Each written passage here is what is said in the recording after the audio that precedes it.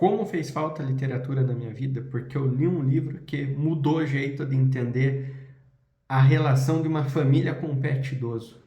Eu nunca fui muito adepto da literatura, eu sempre li muito artigo, sempre li muito livro técnico, científico, mas a própria literatura nunca me chamou a atenção. Mas resolvi embarcar nessa jornada da literatura, até porque minha esposa, além de ser uma excelente veterinária, é professora de letras em inglês. E como eu queria me conectar mais a ela, eu pensei em ler um pouquinho mais, até para nós ter mais papo para conversar. E um dos livros que ela me indicou é este aqui, A Metamorfose. E é um livro escrito por Franz Kafka em 1915 e que relata grande parte dos meus atendimentos de animais velhos. E minha cabeça explodiu a entender isso. Esse livro, A Metamorfose, é um livro curtíssimo, assim, coisa de 2, 3 idas ao banheiro, ele tá lido. Mas que faz um mês e pouquinho, mais ou menos, que eu degustei esse livro e ele, como dizem, alugou um triplex na minha cabeça. O livro conta a história de um cara chamado Gregor Samsa, que acordou num dia normal, sem nada de diferente ter acontecido, a não ser que ele virou um inseto. Assim, né, no meu pensamento, é tipo um baratão. Ele acordou, se percebeu o ambiente e viu que tinha virado um inseto. E o Gregor, ele era um filho, ele era descrito muito como um filho, como um irmão que fazia parte do núcleo familiar e também tinha função de prover para esse núcleo familiar. E do nada, ele passou a ser um fardo.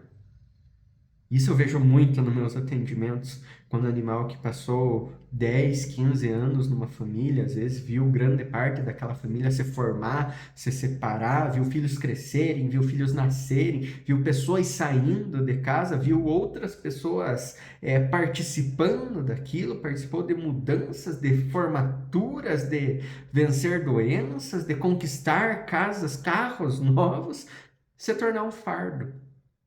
E quando ele se torna um fardo, assim como o Gregor se tornou um fardo, essa família começa a se acostumar com isso e começa a fazer um abandono silencioso da situação. Deixa eu explicar um pouquinho melhor.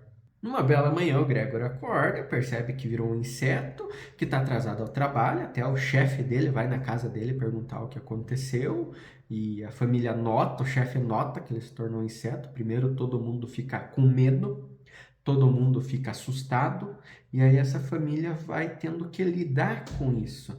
Tem sentimento de frustração, tem sentimento de piedade, tem muito sentimento de vergonha e tem até sentimento de raiva contra o Gregor.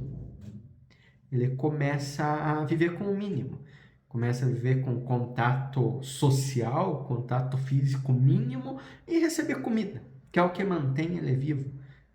E é o que muitas vezes acontece com os pets. Não sei se você está numa situação de passar por isso, mas isso acontece. Isso é muito comum. Desculpa o barulho, o gato está fazendo o exercício dele agora. É uma situação muito comum. Às vezes esse animal fica idoso, fica necessitado de assistência e vira um fardo.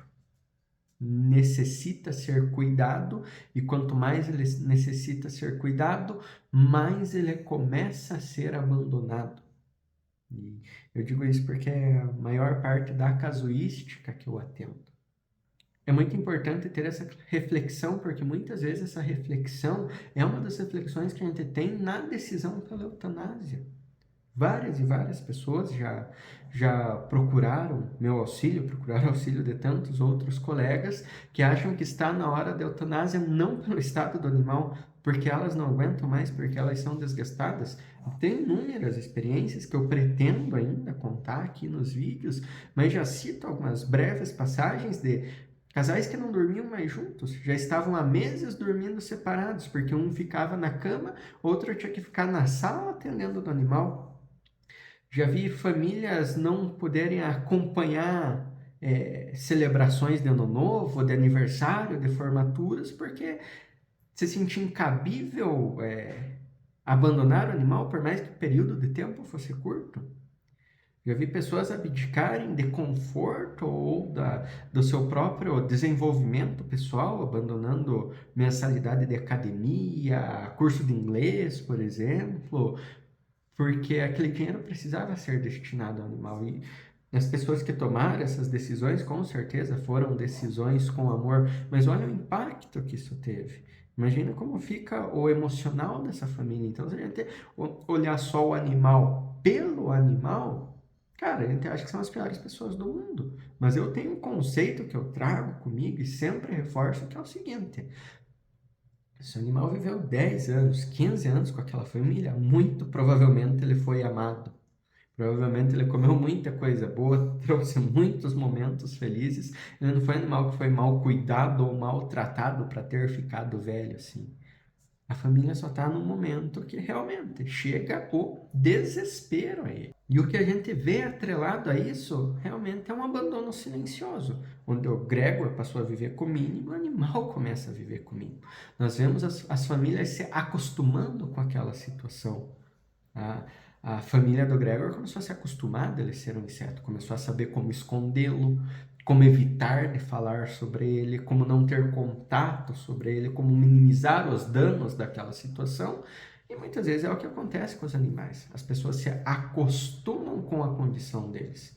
Não, eu não consigo dormir porque meu animal fica chorando de noite, coloco ele para fora de casa. É uma decisão extremamente dolorosa, mas as pessoas se adaptam, elas se acostumam com isso. Ah, meu animal tem muita dor, não tenho condição financeira de ficar promovendo o remédio adequado para ele. Ah, vou comprar o mais barato. E da outra vez eu compro um mais barato. E da outra vez eu compro um que é um pouquinho, não é tão bom, mas ele é um pouquinho mais barato. Então as pessoas vão se acostumando com aquela dor. Isso não acontece por mal. Isso faz muito parte do luto. O luto ele não está atrelado ao ato do morrer. Ele vem muito antes. E eu quero fazer vários vídeos e conversar sobre luto, porque é uma das coisas que eu mais estudo. Mas a gente vê esses animais sendo silenciosamente abandonados e as famílias se acostumando com isso. E para mim essa é uma decisão, isso eu levo muito em consideração quando eu tenho que fazer uma decisão para a eutanásia. Se a eutanásia ocorrer, será que esse animal vai estar numa situação melhor? Se a eutanásia ocorrer, será que essa família vai estar em uma situação melhor? Porque eu ouvi essa frase num curso de geriatria com o professor Hélio Altran e mudou minha vida. O nosso trabalho é prolongar a vida. Nosso trabalho não é atrasar a morte. Então, quando nós pensamos assim, até trazemos isso para as famílias, será que o que nós estamos fazendo para o seu pet está prolongando a vida ou atrasando a morte? Porque se estiver só atrasando a morte, quão justo isso é para um serzinho que participou, que trouxe muitas alegrias à sua vida? Então, pensar dessa forma às vezes nos ajuda muito. Lá no final do livro, o livro é incrível, mas eu tenho que dar o spoiler final que o Gregor morre. E no momento que ele morre, parece que sai o mundo das costas daquela família. A irmã dele anuncia que vai estudar fora, o pai e a mãe dele resolvem passear, curtir um pouquinho da liberdade que eles têm agora. E muitas das vezes isso acontece no consultório. Ter uma decisão pela eutanásia sempre é dolorosa, sempre é difícil, mas parece que tira um peso tão gigante das costas daquela família. E eu, no papel de geriatra, eu não estou dizendo que eu sou o cara mais capacitado para cuidar do velhinho, tá? Porque o velho ele vai precisar do cardiologista, ele vai precisar do nefrologista, do endocrinologista, muitas vezes do oncologista, do cara da reabilitação, de boleiras, de médicos para atendê-lo. O papel meu, que eu vejo, que eu tenho como meu valor profissional, é que eu tenho que entender como estão as decisões numa família multiespécie, onde esse animal faz parte das decisões financeiras, emocionais, logísticas dessa casa.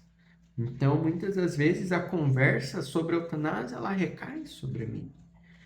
E eu quero colocar as pessoas numa situação melhor do que elas estão. Eu não estou ali para causar maiores problemas.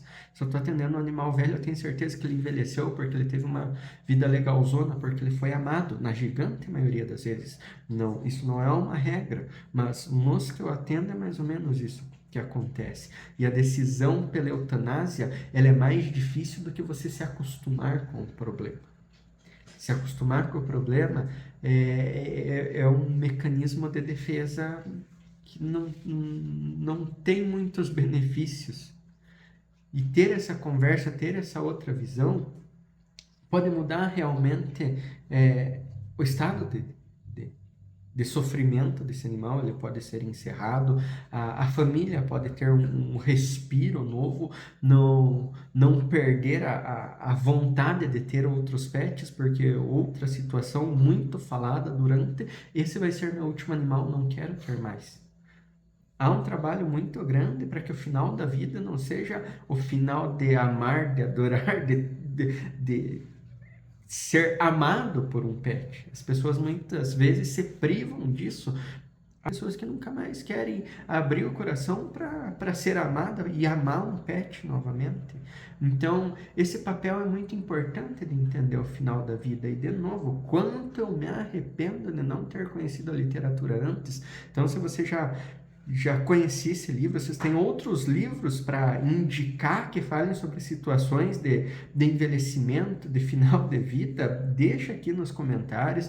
Se você quer bater um papo maior, quer mais conteúdos como esse também, só pedir que essa é a área que eu mais gosto de falar. Pode parecer triste, pode parecer um pouco de loucura falar sobre isso, mas eu encontrei meu cantinho dentro da veterinária e estou buscando métodos de ser cada vez melhor. E esse livro aqui me tornou um veterinário melhor. Quem tiver oportunidade, fica uma excelente indicação.